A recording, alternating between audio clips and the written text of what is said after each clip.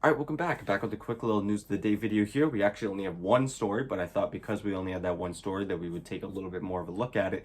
And that is the news revolving around Gabbi and Fly parting ways with Talon Esports.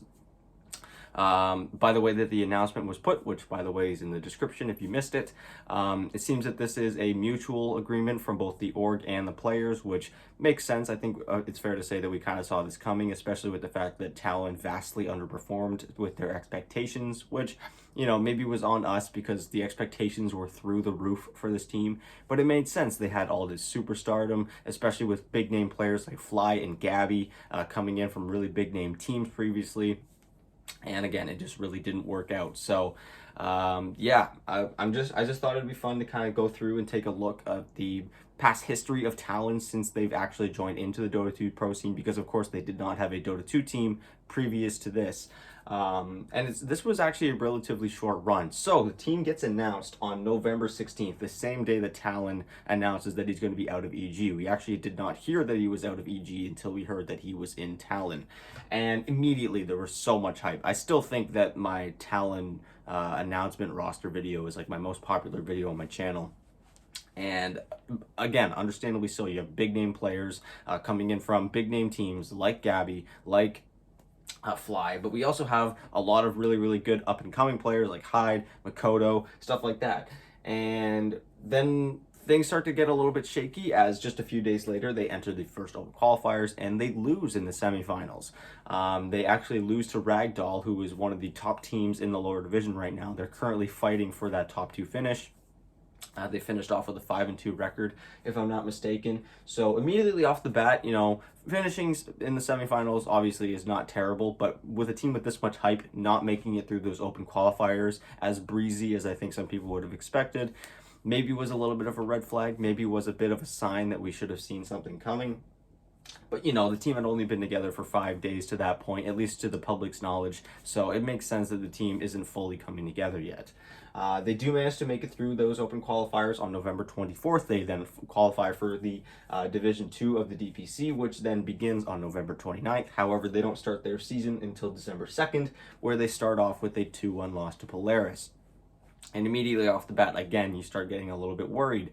You know, with players on this team and all the hype around it, you'd think that this team would have an easy 7-0 or maybe a 6-1 season here, and then they would make it easily up into that upper division. They have to, right? Well, it would follow up with another loss, 2-1 to Enigma Galaxy. And in Talon's defense, these two teams are looking like the two best of the region so far. Again, Ragdoll's in contention for that top 2 as well. But starting off 0-2 is definitely not what you want to see, especially with a roster that had so much hype and momentum behind it that just kind of faded away really quickly. Because remember, finishing top 2 is incredibly difficult. If you have as much as 2 losses, you are at risk of not making it to the top 2. You might have a chance of making tiebreakers, but there's a good opportunity that if you only have 2 losses, you might not make it. So starting off 0-2 for Talon, it was kind of a dagger through the heart right from the start. Following that, on December 11th, they do have a nice win up against Army Geniuses, who has proven to be one of the weaker teams of the region. So the fact that it took them 3 games was also not the best. The one thing about Talon is when they win, they crush. They are very dominant. They show that they are tier 1 players. But when things are falling apart a little bit, it really shows a lot of weakness in the gelling of the roster. Not any specific player. It was really just the team not being able to come together after all that time.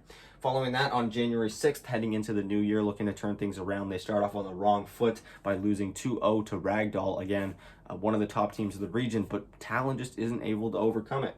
They do follow that up with 2 nice wins. They beat Interactive Philippines and 496 Gaming 2-0 on January 8th and January 12th. But again, these are the weaker teams of the region. A lot of them are trying to avoid relegation. Interactive Philippines went completely winless throughout this entire DPC so far.